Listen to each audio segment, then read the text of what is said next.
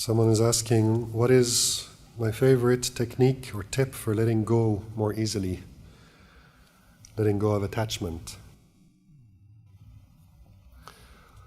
Well, like I was saying, usually letting go is the natural result of understanding. And when the Buddha recommends, the way he recommends investigating objects of attachment, he says it's good to investigate gratification, danger, and escape. So the gratification is interesting because it doesn't always mean that that particular object makes us happy, because we attach out of desire to get rid of something. So it doesn't make immediate sense, because usually we relate to attachment in terms of what we like. But the way this works, like if we're all caught up hating somebody for many years, or we create karma through that anger and hatred, resentment, and we're attached to those things, we can't let it go. And that's usually a good way to meet that person again in a future life. So you want to avoid meeting people you don't like again? Forgive them.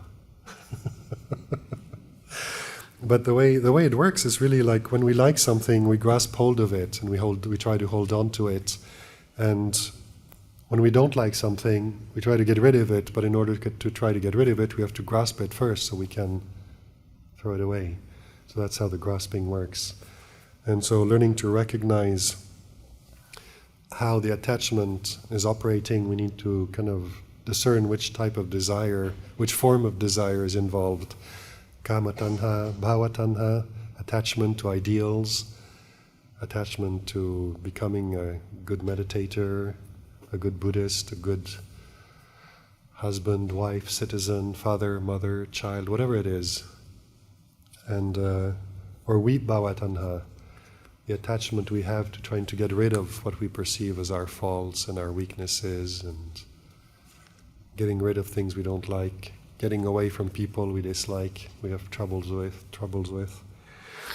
So how do we look at gratification in the attachment? Is even with bhava tanha, kama tanha, it's easier to understand.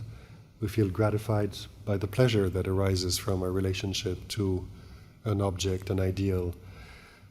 But then with vibhava tanha, the gratification is more in terms of realizing that we establish our sense of self as me, as somebody who doesn't like this and doesn't want it and wants to get rid of it. So it's still relating to things in terms of self, and the gratification is the imagined gratification that would come by successfully getting rid of it. So understanding that is one important step, because it'll show us why we're going out to grasp certain things. Then the danger, well, in case of anger or resentment, it can be quite obvious in terms of sense pleasures or ideals that we may be attached to. It can be more difficult because very often ideals, well, they seem good. We can create these perfect images in our mind and they don't have any flaws, any faults as an ideal. But between the ideal and the reality, there's a gap. And it's interesting to watch ourselves, but also pay attention to people around you, people who are idealistic. And notice how much suffering comes from grasping an ideal. We meet those in monasteries all the time, because especially junior monks tend to be quite idealistic. They're inspired, they're ordained, they don't know much yet, but they learn the vinaya and they're trying to be perfect in the vinaya. And then they see someone else cutting corners and they start telling you, you shouldn't do that. And they feel right, because it's vinaya. But it's self-righteousness. It comes with a sense of identification with this ideal monk who never cuts corners, who does everything right and perfect. And when we attach like that to ideals, we usually create a lot of suffering for ourselves and usually for others as well. So that would be the danger. The danger in sense pleasures is that they're impermanent. So they might be gratifying for a while, but then a thing ends and we need to go and seek out a new one. And the effort and all the hard work and running around involved with satisfying sense desire is absolutely exhausting. So knowing gratification, recognizing what the gratification is, which is what makes us reach out and grasp something, but then recognizing the danger in doing so. And then the escape. You've been hearing about that for a while now. It's coming back to awareness, to knowing these things as being sankharas, whether it's the objects of desire or whether it's recognizing desire itself. And coming back to the knowing as a refuge, sati sampajanya, like Lumpur was saying this morning, the gate to the deathless, that's where we come back. And that's the position from which we can relate to desire. Allow it to do what it does. It arises, nothing wrong with that. It lasts as long as it does, nothing wrong with that. And then when it ceases, because we're not getting involved, it ceases according to its natural conditions. We're not feeding it. So usually we need to develop understanding in order to, that's creating the causes for letting go to happen. So letting go is the result of understanding clearly. And then once you get the knack of that, and you can, for myself, different times of in practice, different things work better.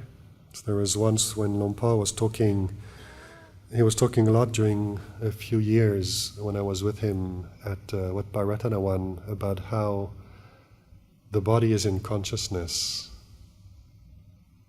Consciousness is not in the body, which is usually the way we relate to it. We think consciousness is here. Scientists try to find it in the brain or in some part of the brain. But he keeps pointing back to how the experience of the body is something we experience in consciousness. So the body exists as it does in consciousness. And I'd use that just to kind of develop this, practice this, nourishing this perception of this body being something that's in consciousness, and consciousness is always there. And it's easier to let go of the body, allow it to do what it does, be as it is. It's healthy, it's sick. Got a bum knee, I have to walk slowly, sit on a chair, and I don't need to get upset with it because it's just the body doing its thing. And in consciousness, the body's like this right now. And then things change, because that's the nature of the body. And from this position of consciousness, of awareness, it's easier to accept things as they are. And then when you use something like that, the body is just one aspect, and then something else happens in the monastery that makes me upset or confused or whatever the emotions are that arise, and I can go, oh look, feeling upset is like this, and it's a feeling that arises in consciousness. Getting irritated by someone's behavior, getting angry about a situation, feeling confused. All of these, I turn them around and say, I feel confused, I feel irritated, annoyed, angry, I feel upset, I feel treated unfairly, or whatever it is that we feel. And then I'd rephrase it in terms of what it is in consciousness, and it's doubt arising in consciousness. It arises and ceases. Doubt is like this. Confusion is like this. Anger, feeling treated unfairly is like this. And always coming back to this position of awareness, consciousness. There's always freedom there. Freedom to allow it to be what it is. And so for a couple of years I was using that a lot, and that really helps to let go.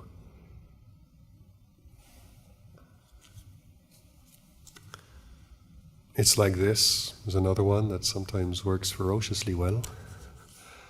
It's like this. It's just such a statement of acceptance. So I was using that as a reminder to bring us back to this acceptance of the way it is. And then we let go of the struggle with the way it is.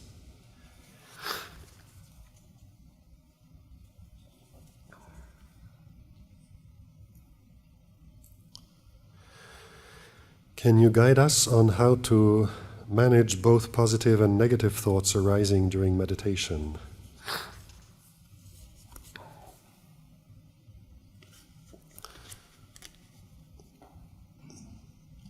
You've probably heard Lumpur in his various talks over the years mention this very simple exercise of thinking intentionally, because he's always described himself as being someone who loved thinking, loved reading books, and had a lot of doubt because of that, and was doing a tremendous amount of thinking. And so that was one of the things he had to learn to deal with. And when he talks about that, the way he worked with it was thinking intentionally, a very simple sentence. I am Asoko. So it's 3 thoughts, 3 words, 3 thoughts that I can think in my mind. And then if we think one thought at a time and allow a gap between each thought, and determine to notice the arising of the thought and the ceasing of the thought, I, very short, just 1 letter. Before the thought arises, there's no thought. And after the I has ceased, there's no thought for the duration of that gap until I think am. And then again, am has ceased and there's a gap there. Without a thought before I think Asoko. Intentionally thinking something like that and noticing the thoughts and noticing the gaps as well is an incredibly powerful tool to teach the mind, 1, how to recognize thoughts, and then how to recognize non-thinking, which is also a part of what happens in the mind. With our educational system, we're taught how to think, how to use thinking to great benefit. And so we place great value on thinking, but we have to come around to meditation to hear about non-thinking, the silence in the mind. So the educational system doesn't have much use for silence, except when you're taking exams or listening to the teacher. But then again, it's about knowledge and thoughts and speech and language. So we don't usually pay attention to silence, and yet there's plenty of it. So a way to learn to recognize silence, non-thinking, and then notice when thinking arises. This is a very, very valuable exercise. It's incredibly simple, so very often Lumpur teaches it, and people get the idea, they get the gist of it, and they nod and they go, oh yeah. And then I like to wait a few days and then go and ask the monks, novices, or lay people that are residing in the monastery, and I said, did you try that? It's like, oh no. And it's a pity, because it's extremely powerful. You can do it anytime. You can do it now during the retreat. You can do it sitting at a light, waiting in the traffic. The light is red, and just go slowly and notice the gaps between the words, the thoughts.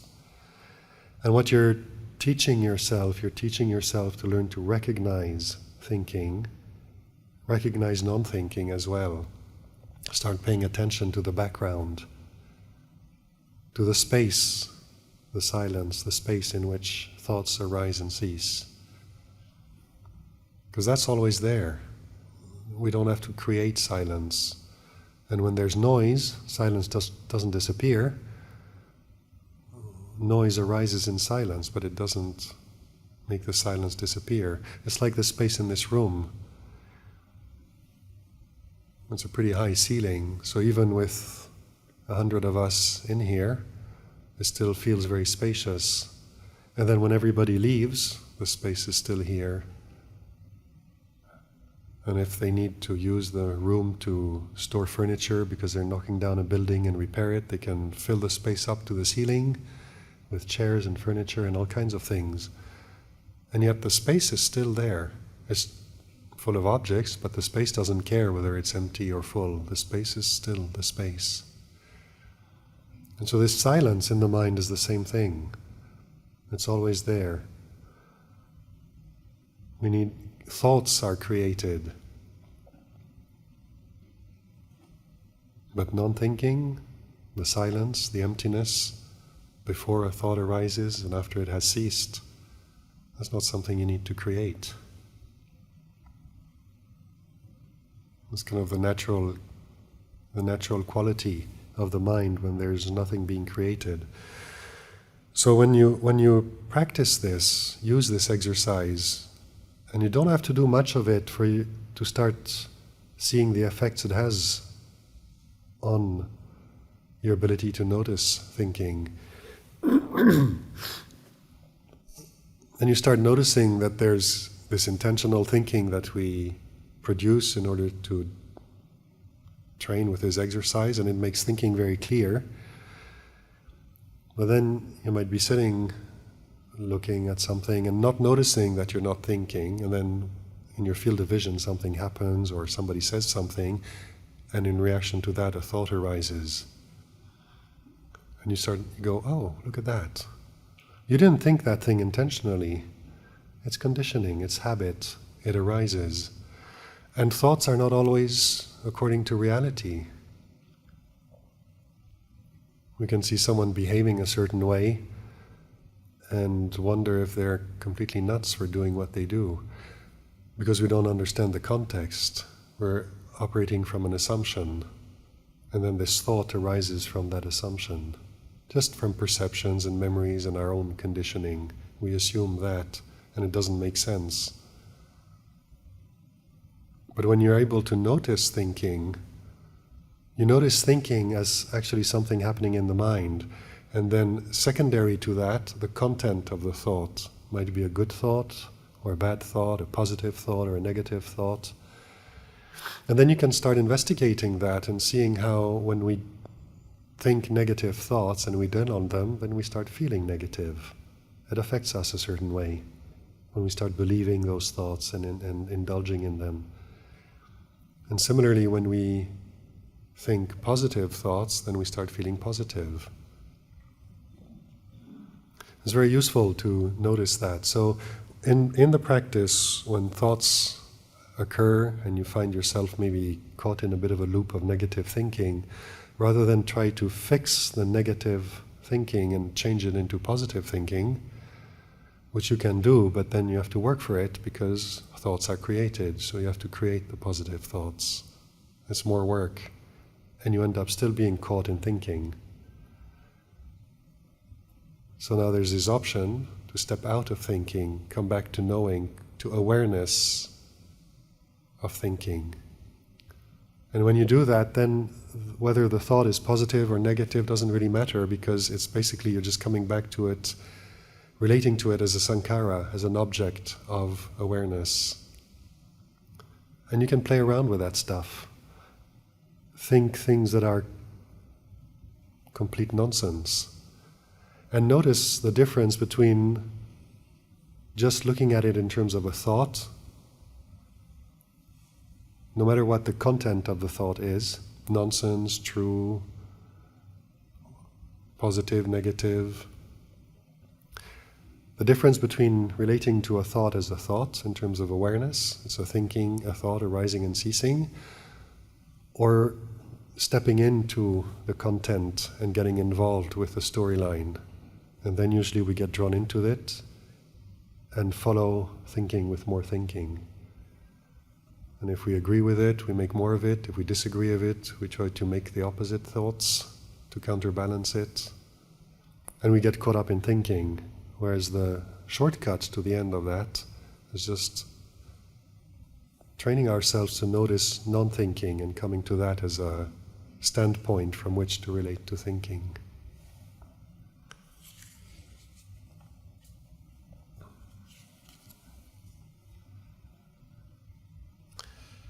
could you explain anatta further, non-self, in the sense of knowing? What is knowing then?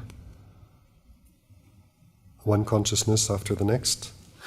So I don't understand that last bit, one consciousness after the next. I'm assuming it possibly refers to this notion of, I think in Burma they use this sometimes, or a sort of consciousness moments that are extremely short.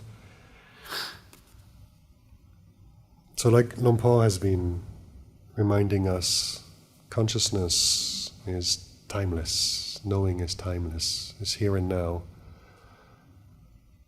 So there is no one after the other, because when you think of one after the other, you're back into thinking, into remembering the past and imagining the future, and putting knowing in terms of thinking about knowing in that context. Then we can produce this idea of one moment of consciousness, and the previous one and the one after it, and how do we relate to them? Well, then we're thinking, and we relate to thoughts in terms of knowing, thinking, so it becomes an object. But what's the object is the thought, is not consciousness itself. Consciousness is the knowing bit, that part which knows, and it always only knows here and now.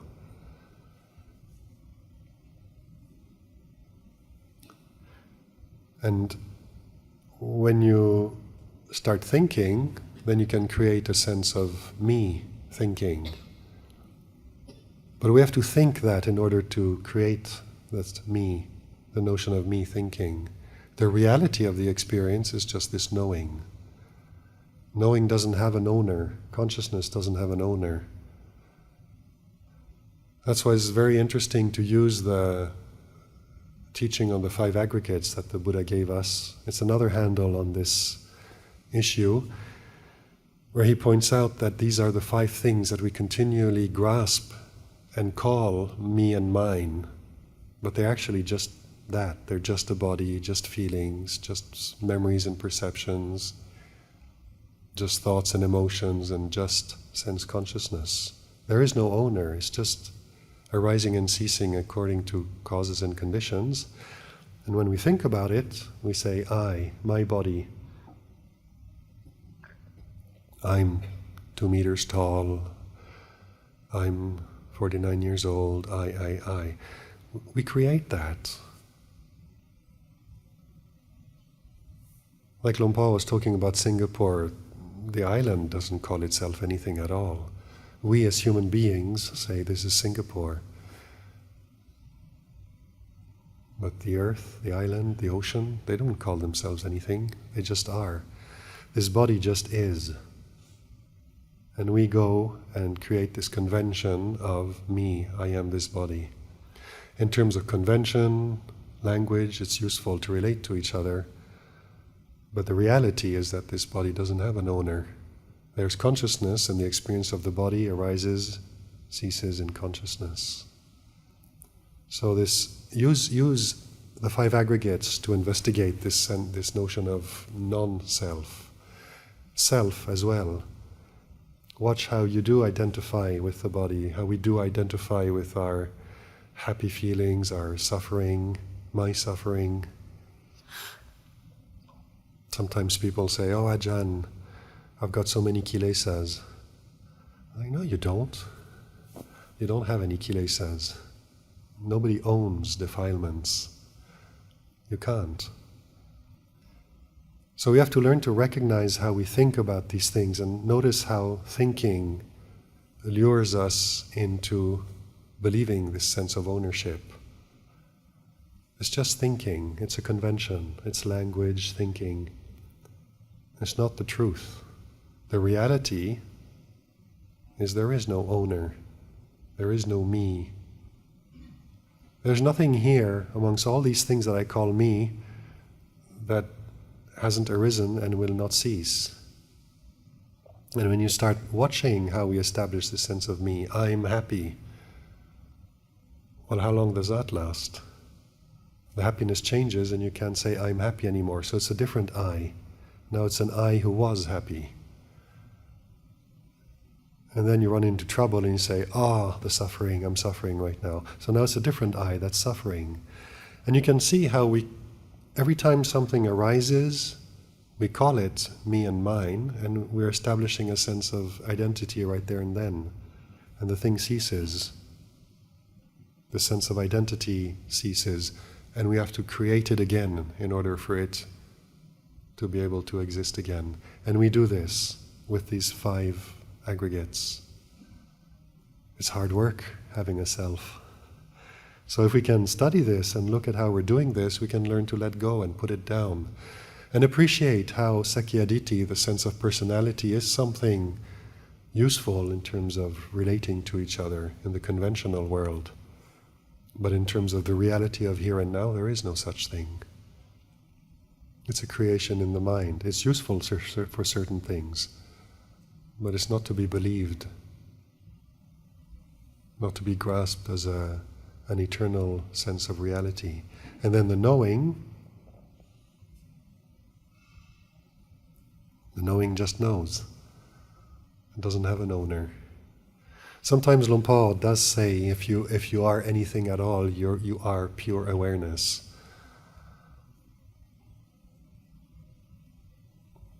Why does he say that? Because he wants us to look at that, come back to that. He's not telling us go and grasp it and make a sense of self out of it. It doesn't work that way, but it's language.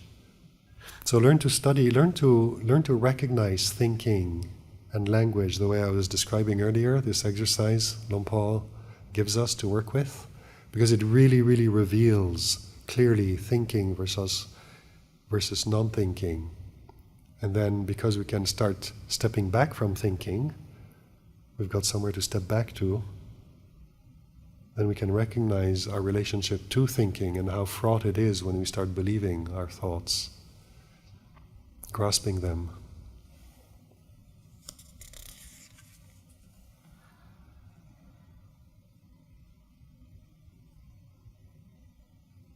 And this one I've addressed earlier.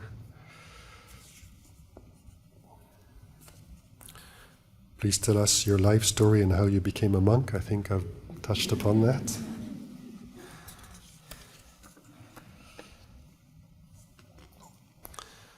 I think on the first day I mentioned something about how fascinating the grain of the wood is. So this question is, I didn't quite understand the comment about finding the wood grain fascinating. Is finding fascination in mundane aspects of daily life detrimental to the practice? So I think it's 2 different things. The way I was making that comment the other day is I was pointing out to the fact that usually when we walk into a room like this, we don't get on all fours and start examining the grain of the wood. It's kind of very ordinary. And yet when we're sitting here, bored stiff with the breath, and we've thought our way around the universe 3 times already, and we look at the floor, we can start finding it really pretty. And noticing how not all slats of flooring are actually the same length. Some are shorter, some are longer, darker, tighter, grain, looser, and so we can really get quite fascinated in something very ordinary. So the way I was using that was more pointing towards our ability to do that, our ability to find something very ordinary, really fascinating. If we can do that with wood, a wooden floor, we can also do that with the breath. So that's how I was using the comment.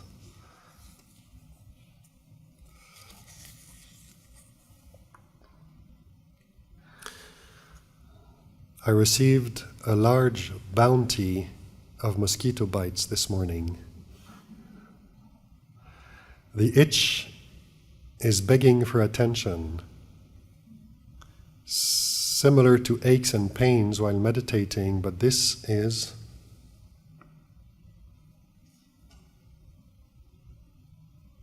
can't read it. So I'm guessing how to deal with that, right? Yeah, well, when you have a lot of them, it becomes quite challenging. Use some mentholated oil or something. Apply it on the itches to give you some relief. That's okay. we don't have to go out and search for impossible tests or just endure everything that comes our way. It's more a question of how do we use what comes our way to increase our ability to be patient with it, our ability to step back from things that are very sticky. So we challenge ourselves, and we need to learn to recognize the challenge and recognize our abilities as well. And sometimes we'd like to be able to take on a certain challenge, but we don't have yet the resources to do that. So Luang Por Chah, for example, he had very, very firm samadhi. He really could establish his mind on something and hold it there unwaveringly. And so he was having all these troubles with his teeth. He went to see the dentist. They'd already pulled one and then the other, and there was a few left. And he decided that these teeth were nothing but a nuisance. So he went to the dentist and asked him to pull them all out and just give him dentures. I guess back then they didn't have yet notions of how that impacts the rest of your body and your health. But anyway, the dentist was a bit kind of aghast, because doing that, he knew how much pain it inflicted, and doing it to a monk he respected a lot didn't feel right, but Ajahn Chah insisted, so he did. And he pulled all those teeth out, and Ajahn Chah said he was able to stay with it until the pain became so strong, the mind just left the body, and he was watching it from outside. He knew, he trusted his ability to go and meet that challenge. He didn't necessarily know what the mind would do, but he knew that he had the tools to deal with it one way or another. And the result was, pop. The mind said, oh, no, this is too strong. And it left, dissociated itself from the body. I don't recommend any of you try that. Unless you know from your own experience that your samadhi is really, really strong, and you have the ability from experience, from having tested before, that you can meet incredible pain and still go and place your mind on something else. Then maybe you can try it, but otherwise don't. And so with these mosquito bites, try. You come up and you feel sore and you sit with it, and then you find it's just impossible. Put something on it to relieve the itch. Maybe just leave one and work with one.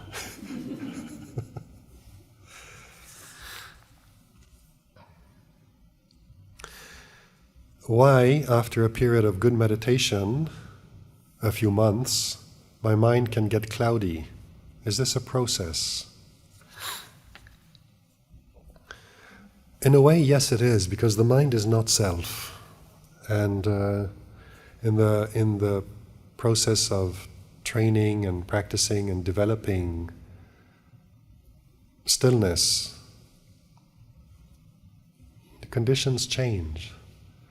And then sometimes we do successfully kind of let go of certain things. It's not always, some of it is based on understanding and wisdom.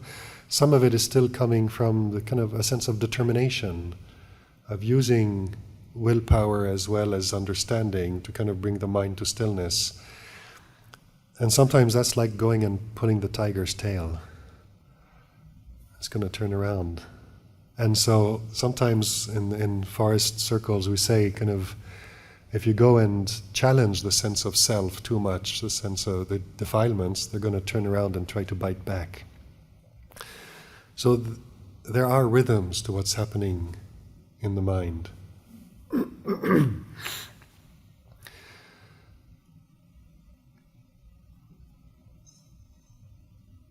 It's okay to just notice those, but also pay attention to this sense of cloudiness. I mean, sometimes it's just the way it is. Like Ajahn Amaro talks about having experienced for years this feeling of every time he sat meditation, it was like a block of concrete. And then it lasted as long as it lasted, but it was a few years, and he just was patient with it and kept practicing, and then one day it changed, and that ended. And we don't always understand what it is, but the way we can relate to it is just here's another condition. It's like this. It's pleasant or unpleasant. Sometimes we want to understand it, like why does the mind get cloudy after a decent period of good practice? And it's okay to say, I don't understand, I don't know. But we're coming back to awareness, and awareness is aware of not knowing. It's aware that there's something happening here. It wasn't like that before, so it's something, it's a sankhara. It has arisen. How long it will last, we don't know. But we can take our stand with awareness and just wait it out and see how long it takes to change. Like I feel very inspired by this story of Ajahn Amaro's kind of sitting and feeling like a block of concrete for years. That takes patience. And I don't know the full story, but I've never heard of him kind of taking a chisel and a hammer to the concrete and destroying it, as much as just allowing it to change according to its own nature. So observe it, and you're always safe when you come back to awareness of any condition that arises in the mind. Because whatever the condition is, it's a condition, and we can know a condition being like this. Like after my period of trying to will myself into peace and quiet that I was describing earlier today, and I started discovering that the only way I could practice without going astray was just coming back to knowing, watching what was happening in the mind, the assumptions from which I was operating when I thought I must meditate, how I put forth effort, noticing the desire that was arising, desire for peace and quiet and stillness and stability. And I could only notice all of that if I came back to this position of watching.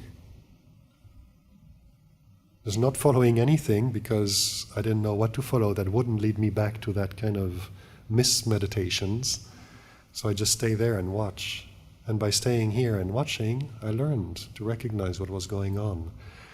And out of that, I've developed a routine now. Every time I come back to here and now, I always check the body and check the mind. And sometimes I ask myself, what does the body feel like?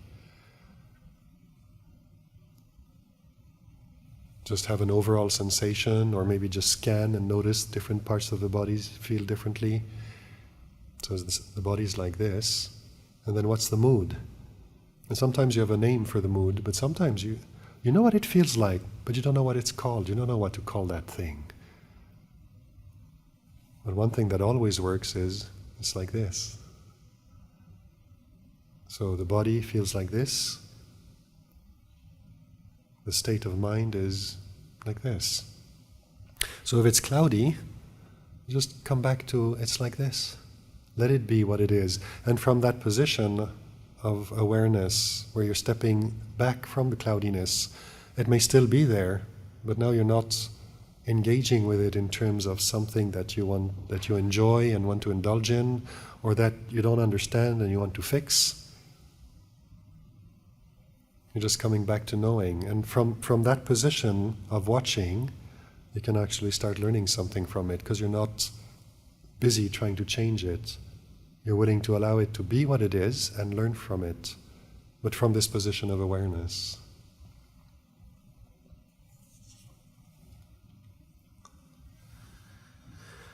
All is impermanence except consciousness, but physical conditions, pain, will end only in death. How to endure the constant pains and sufferings, even in this lifetime, and being at ease and at peace with oneself.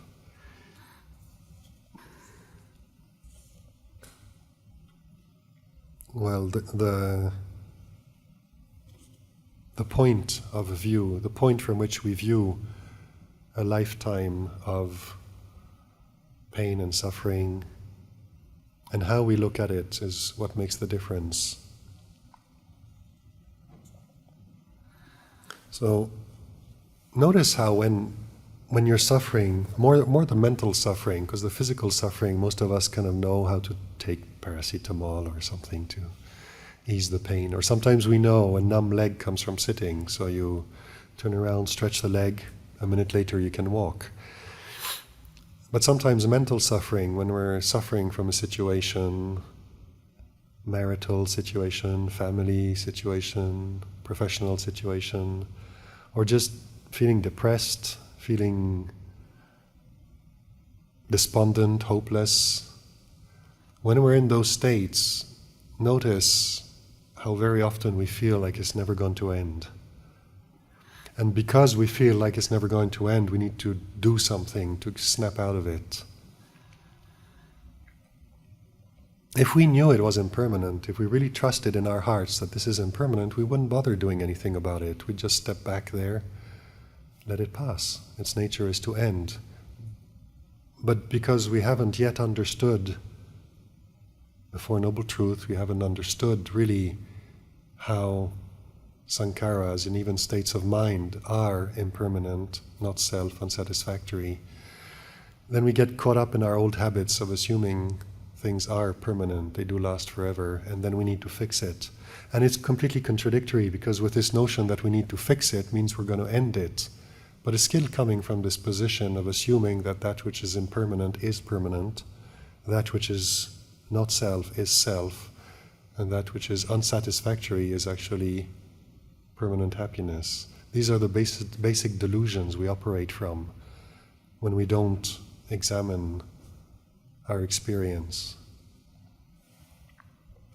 So when we look at it, when we look at what is, quote, a life of suffering and pain, unquote, is there really such a thing as unremitting pain and suffering all the time without ever a break? And we realize pain arises and ceases, and there are gaps between pain.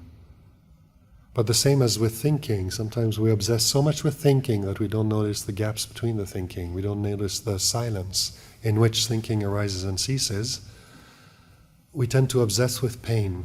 We're so obsessed with trying to resist it, trying to get rid of it, that we're too close to it. We're kind of holding so tight to it, we pull it up right against our faces and we don't see anything else.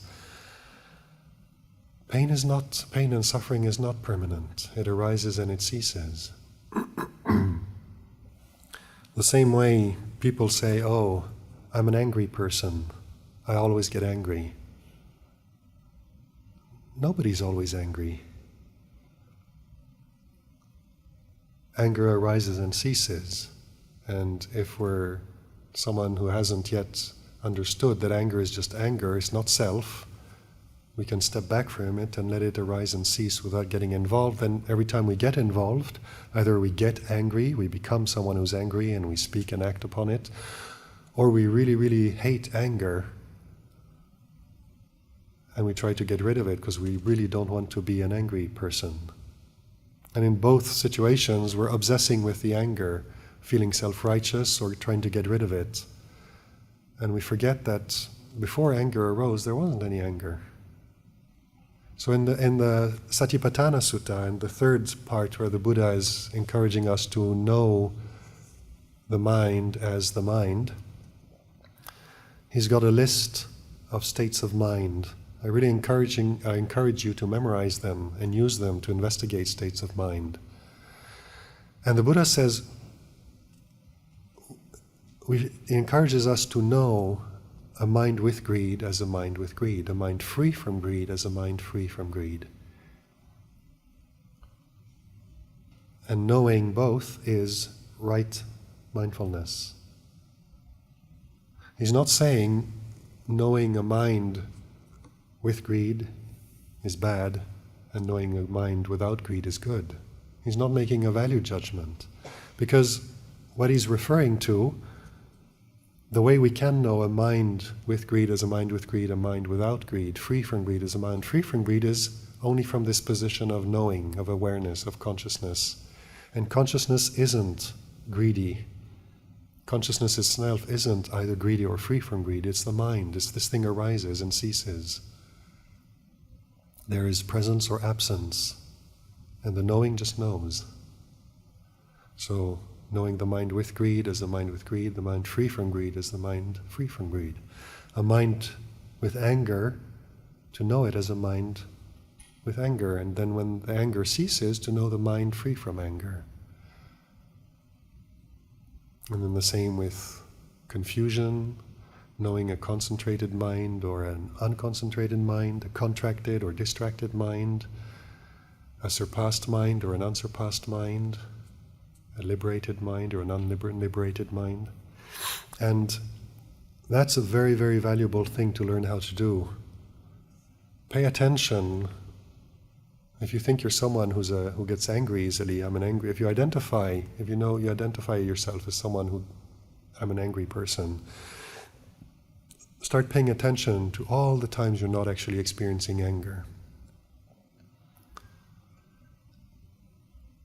I think I can pretty safely assume that right now, out of this 100 people in the room, no one is kind of experiencing anger.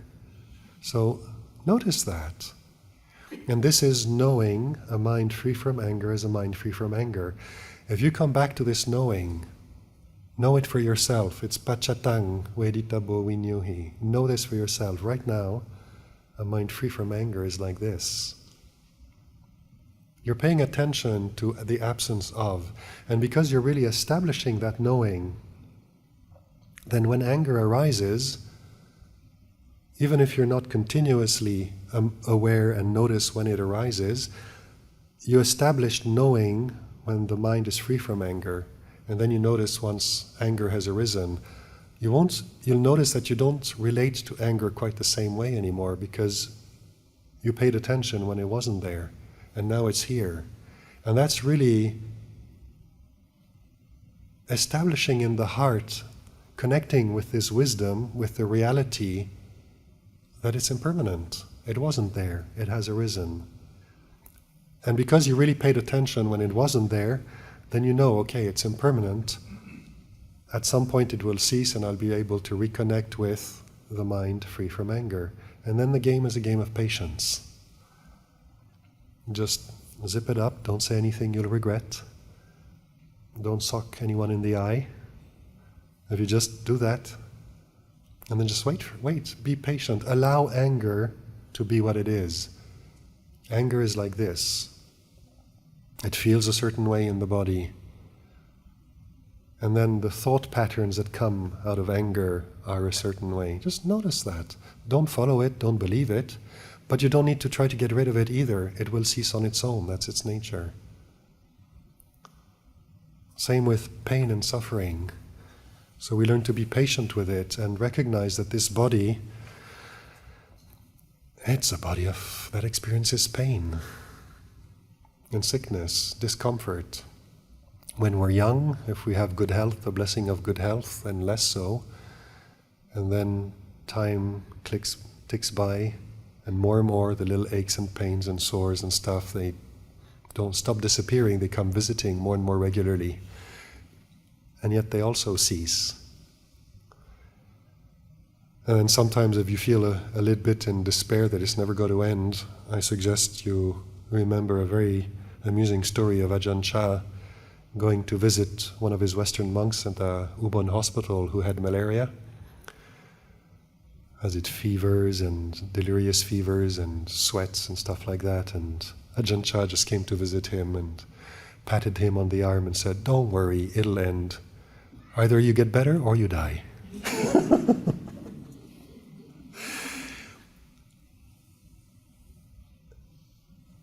It does what it does.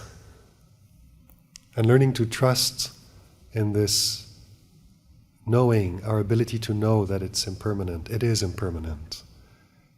And every time, notice when there isn't any pain. Make a point of registering that, of making it knowledge, something you know for yourself. Then when pain arises, you know it arises, and whenever it'll cease, it ceases on a background of absence of pain.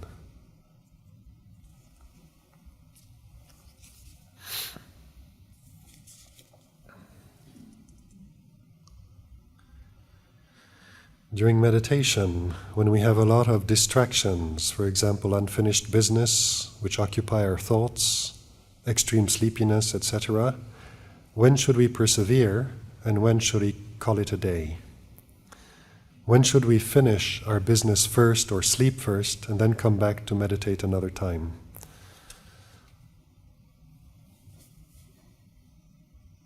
I don't have an answer to that. You have to figure it out for yourself.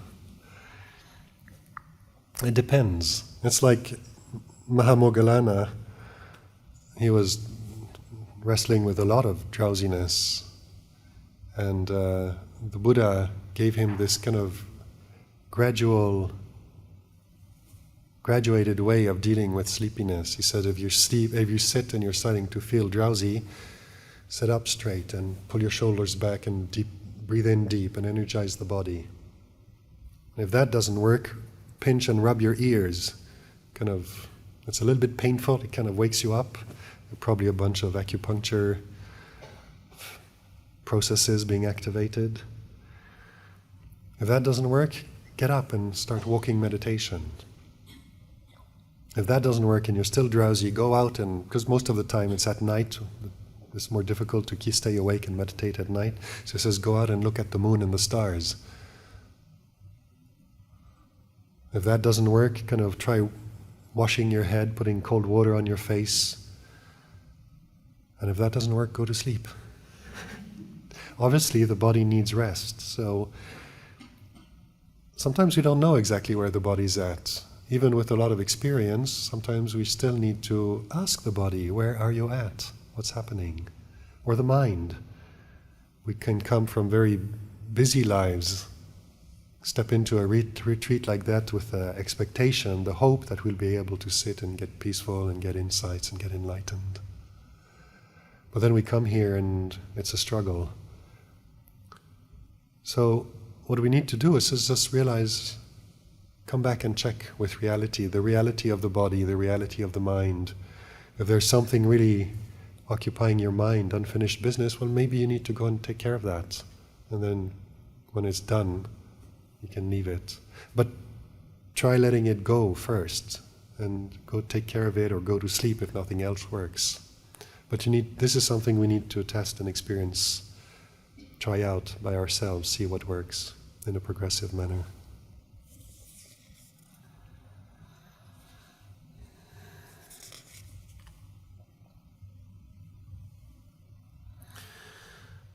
How can we practice to be able to sit in full lotus position? So I recommend you ask Siu Feng tomorrow afternoon. She's the yoga teacher. It takes practice. I don't know how most of you grew up, but I know that in Thailand, these days it's changing, but in the old days, a lot of life, especially in rural Thailand, a lot of life happened on the floor. And I can see these older ladies who come to the monastery every morning to help prepare the food. They just sit with their legs straight out and their backs perfectly erect, peeling vegetables, chatting away, having drinks, taking a break, and they just sit in that. I can't do that. If I sit with my legs straight out, my back goes like that. I can't sustain that posture. Westerners, we tend to grow up sitting on chairs. And sitting on chairs, you don't develop this flexibility of the hamstrings and of the hips. So we have to work for it, and then not everybody can. Some people try and they just end up injuring their knees and going back to chairs. So, but if you want to work your way towards that, yoga is definitely the way to do that, and a lot of patience and kindness to the body, because you're basically working against stiffness in the body, and if you want your body to change, stretching it is a stimulation to change, and it'll take time organically, mechanically, for tendons and ligaments and stuff to become more supple. And if you try to force it, you get some injuries, and sometimes you have to live with the injury for the rest of your life.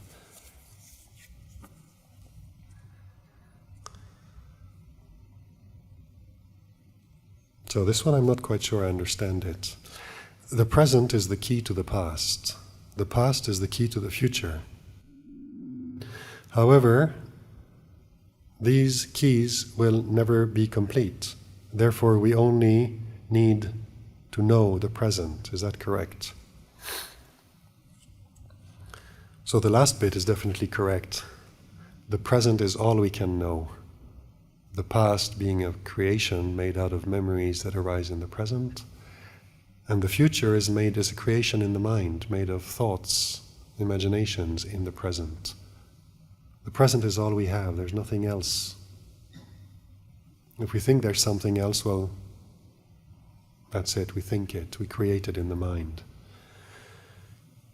So I think in this question there might be that kind of looking at it in terms of Dhamma, and then it's a little bit overlapping with this view of, in history, we learn from our mistakes from the past.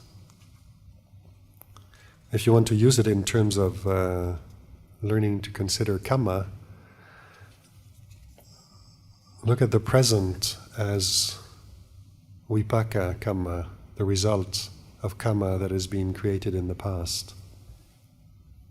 This body is a consequence of us not having understood the Dhamma completely and made an end of rebirth in the previous lifetime. So when we died, we still had that habit of going and grasping something, anything, because we're still not completely free. So this is what we have to put up with for this lifetime. But also, it's also interesting to just look at that, and it helps bring a lot of acceptance into the heart if we can look at our situation in the present. Even suffering, difficult situations that arise is just vipaka arising from the past. Like Angulimala, who was misguided and was murdering hundreds of people until the Buddha saved him, taught him the Dhamma, and he actually became one of the liberated ones, the Arahants. And yet when he went Bindabat, people still threw stones at him, threw sticks at him, called him names, insulted him, and he would come back to the monastery and he'd just look at the Buddha, kind of, his robes were torn, he had bruises and blood running, his alms bowl, which was made of clay, was broken, someone hit that with a stone, and he's bringing these kind of himself and his equipment in rags back to the monastery, and the Buddha just said, "Be patient, Angulimala. This is vipaka kamma. You have to be patient and endure this." And it's a very nice way of relating sometimes to difficulties in the present, rather than feel like we have to fix something because there's something wrong with the way things are. Just reminding ourselves, it's just vipaka kamma. Let it wear itself out. Just come back to knowing, awareness, patient endurance, and allow it to cease on its own. And then in the present, the karma we create in the present will bear results in the future. So if we want to live with good results in the future, we can create good causes in the present. If we don't want to live with unpleasant consequences in the future, then we can try to improve our awareness and understanding of what we're doing so we avoid creating the conditions in the present for more suffering in the future.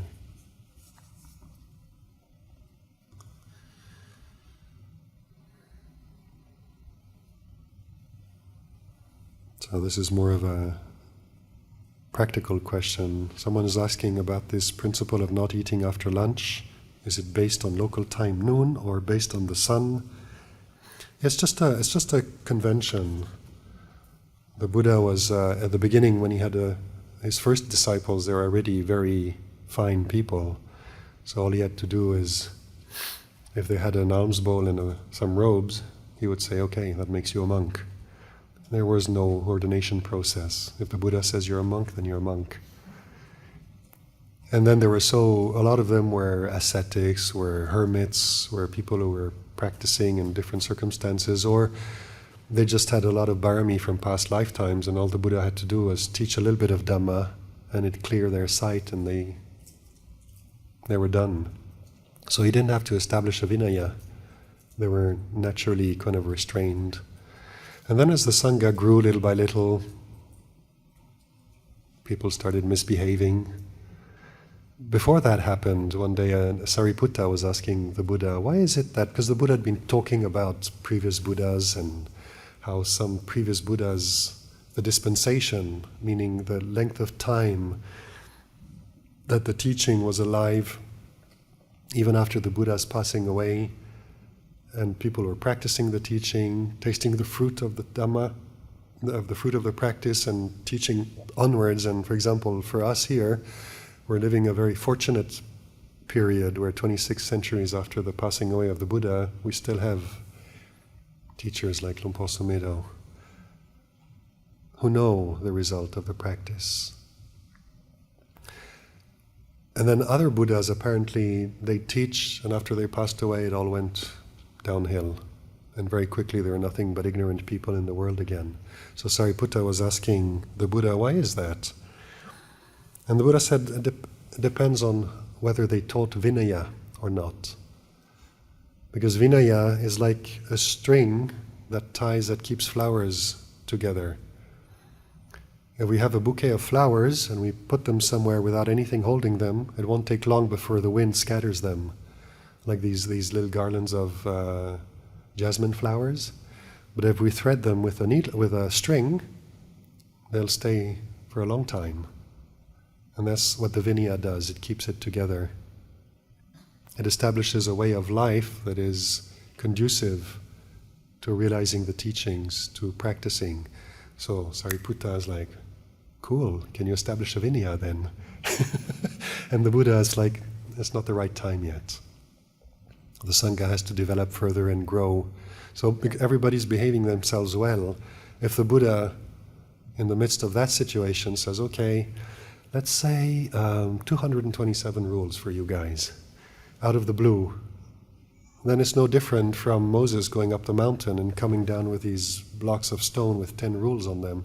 They might be good rules, but then it's based on trusting, out of believing in someone that they know what's better, and we're not developing any wisdom. And the Buddha wanted people to understand why rules were established, so he waited for monks to start misbehaving. And when it's obvious what the absence of rules leads to, he establishes a rule for that type of misbehavior. And over his whole life of teaching, until he passed away, he kept doing that and amending them. Sometimes he established it one way, and then naughty monks, kind of find ways around it, because the formulation, it becomes very legalistic. And they find loopholes and stuff, so he has to close the loopholes and amend the rules. And then when he passed away, he said, okay, the rules are the way they are, just use them this way. Don't add, don't subtract to them. And so this rule about eating after lunch, not eating after lunch, was basically a way of teaching the monks how to practice restraint. And there was before the rule existed, there was one monk who enjoyed practicing during the day very much. So he'd go off and some sort of patch of forest or a park or somewhere and practice, and then at night he was hungry. So he takes his bowl and goes into town. And I don't know what happened, but how he managed to do that for long enough, but one night, it's kind of a stormy night, and the rain hasn't come yet, but it's pitch dark and there's a lot of lightning going on, and he's walking along the stream to this house to look for food, and the lady who lives in that house is just doing her laundry late in the little stream, and then in the flash of lightning she sees the monk, and she wasn't expecting a monk coming to look for food at night, and she just jumps out of her skin and thinking it's a ghost and goes running with fear, and he has to reassure her. And anyway, the story makes it back to the Buddha the next day, and the Buddha says, well, it's not really appropriate for monks to be going looking for food any time of the day or night. And so he started limiting the time monks could go on alms round, and also suggesting to the monks, rather than having 3 meals a day, try skipping the evening meal. And those who like their evening meals were like, what? The evening meal is nice. Okay. And so they skipped the evening meal, and they realized actually they can do perfectly well on 2 meals a day. And so he let that settle in for a bit, settle down, and then he said, well, try 1 meal a day. What? And again, so he basically was teaching the monks, actually in terms of bodily needs, 1 meal a day is enough. And then, of course, he made exceptions for those who are elderly, who can't digest well enough. They can't digest a whole meal in one go. They have to eat a little bit because they have health issues. So he made different amendments, but he kind of kept that midday cutoff. And then he made other substances allowable that were at the time of the Buddha considered ingredients of medicine, when they didn't have big pharma taking care of us. So they used things like honey and molasses and oil and ghee and something that's akin to what we call cheese these days. And these things were used as medicine back in the days, or ingredients of medicine. So he said, if monks need something in the evening because they're feeling weak or unwell, they can use these 5 tonics.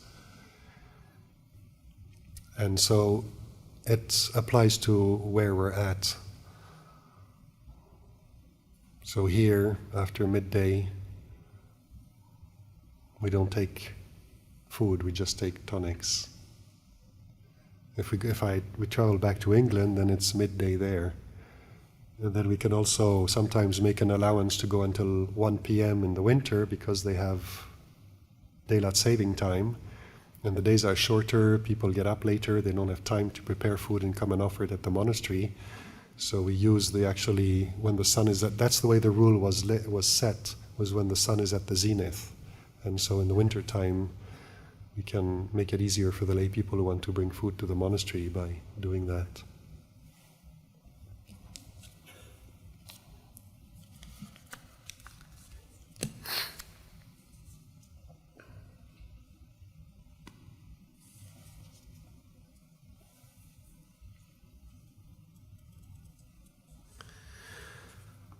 Does a concentrated mind automatically lead to wisdom arising? If no, how does one develop wisdom? That's an interesting question. There's a very beautiful sequence the Buddha describes. I haven't rehearsed it in a while, so forgive me if I don't get all the details right. But it either starts with suffering or with faith and leads to keeping precepts, keeping standards of morality in terms of restraining our speech and our actions. And the Buddha says, keeping moral precepts naturally leads to freedom from remorse. For someone who keeps precepts, there's no need to wish, may I experience freedom from remorse, because it's the natural result of keeping precepts. For someone who's free from remorse, the natural result is to experience this.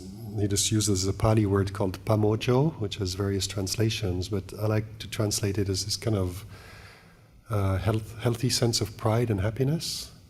There's a sense of joy that comes from being free from remorse, when you realize it, when you kind of contemplate it. For someone who is free from remorse, there's no need to wish to experience this sense of joy, because it's a natural result of freedom from remorse. For someone who experiences this, the natural result of this sense of joy is a certain serenity. There's no need to wish for serenity because it's the natural result of it.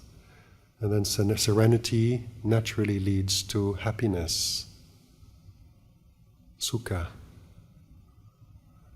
The natural result of happiness in the mind is that the mind becomes still. That's what we call a concentrated mind. So it's not concentrated like super focus, it's just still, a sense of stillness and brightness. And it's natural for a mind that is still and free from the 5 hindrances to see things the way they are. And the natural result of seeing things the way they are is to experience dispassion. For one who experiences dispassion, the natural reaction to that, response to that, is relinquishment. And the natural consequence of relinquishment is liberation. It's a very beautiful sequence that leads, it's kind of showing the nature of these things. And in a way, it's kind of reassuring because it means we don't have to work extraordinarily hard for each and every one of these steps and create it. It's like if we get the ball rolling, it'll start rolling, and it naturally leads to this. He has many similes like that for the practice. Sometimes he compares the practice to like a logger who's logging a forest and sends the logs downriver, so he chucks them into the river, and the log will reach the ocean, the mouth of the river at the ocean, if it doesn't get snagged on low river banks, in tight river bends, if it doesn't get stolen by thieves. So if a whole bunch of things don't happen, the natural result is that this log will go all the way down to the ocean, where it can be taken to a mill and turned into furniture, made use of. But it's also interesting to notice how we're coming back again to this Dhamma Vichaya, being watchful with his intent to understand, the intention to understand the nature of reality. Because we can actually, there are quite a few people who live a pretty wholesome life. They don't go around killing people, stealing people's belongings, misbehaving in sexual relationships. They don't tend to lie, and they're not attracted to alcohol and drugs.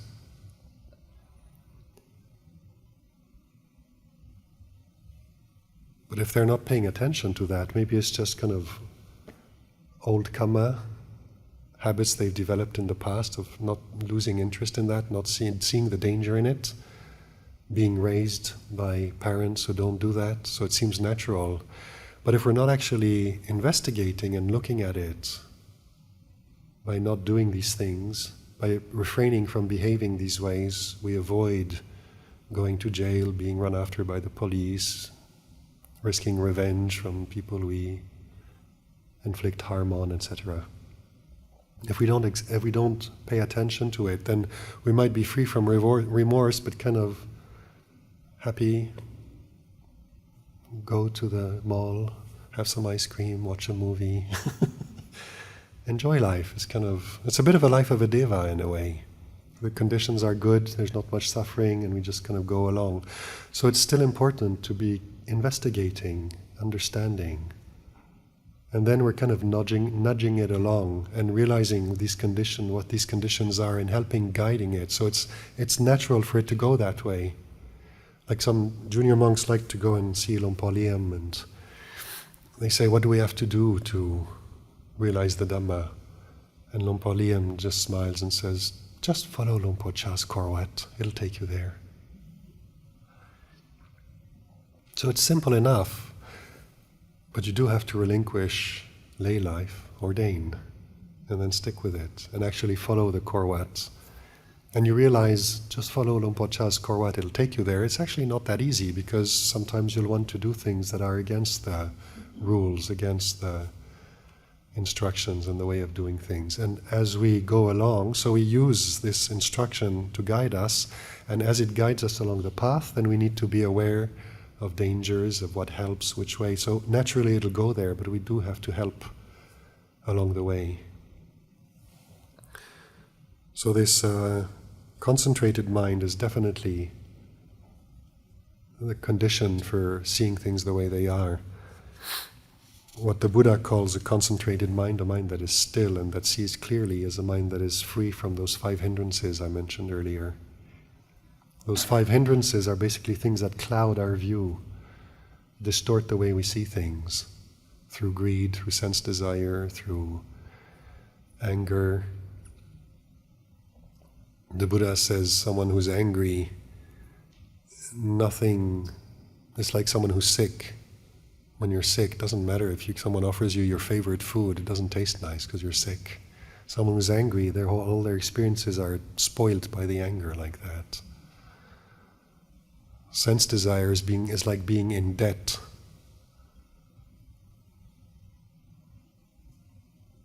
Desire promises happiness,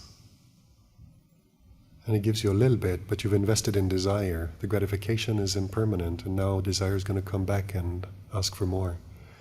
So it's like borrowing money. The loan sharks are going to ask to pay back afterwards.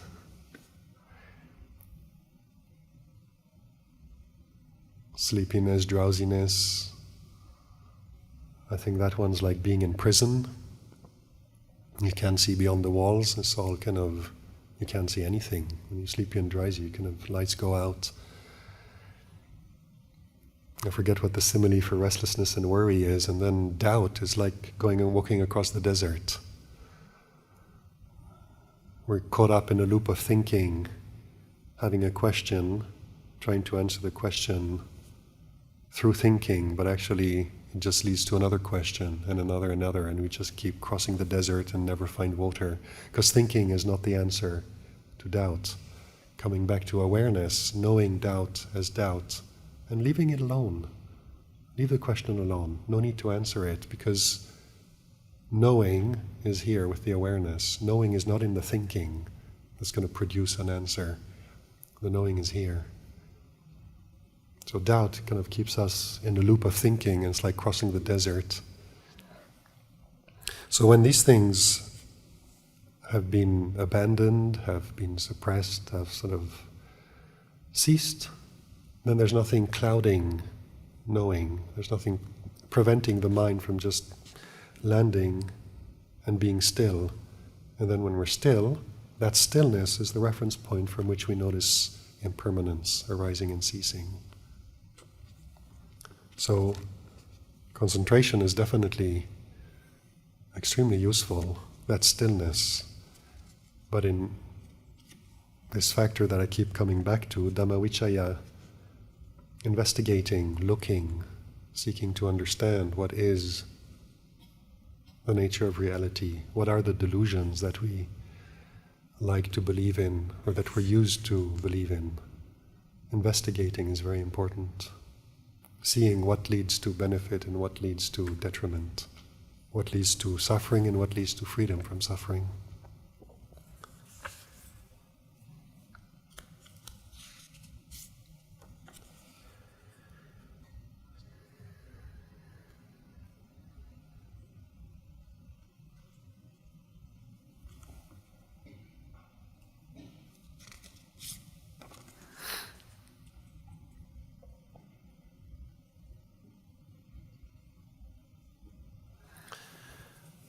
If I have lost all interest in the worldly profession available to me, just prefer simple life with less activity and socializing, how can I discern if it's laziness? Until now, practice and merit is not ready to fully commit to monastic life.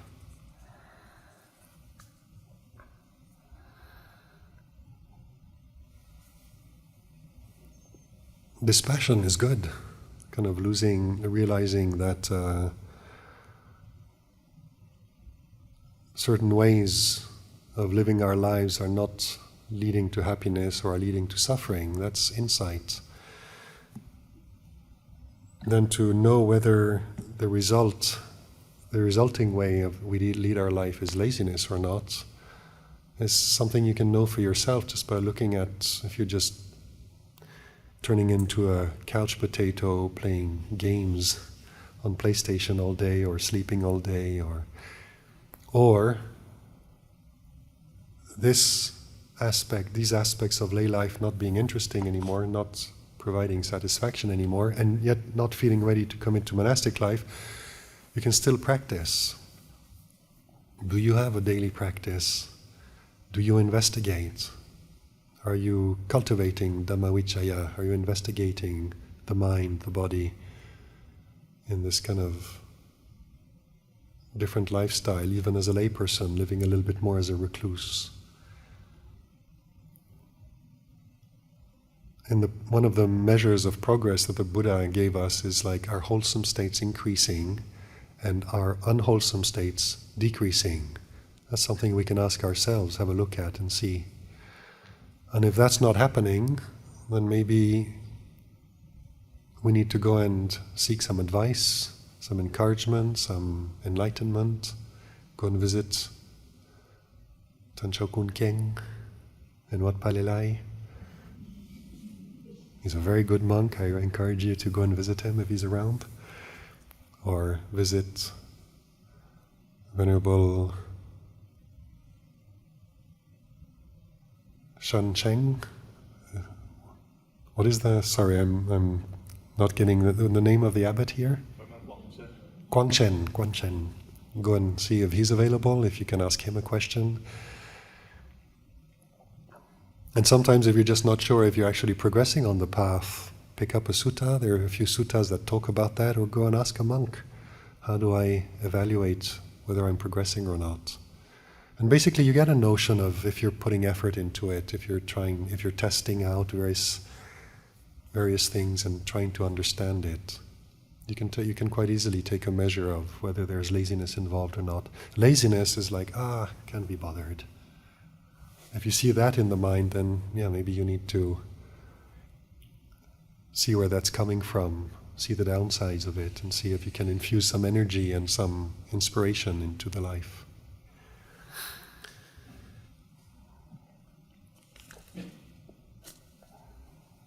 I'm quite happy, actually. I think I've taken care of all the questions that were given to me today. There's still a few from yesterday left.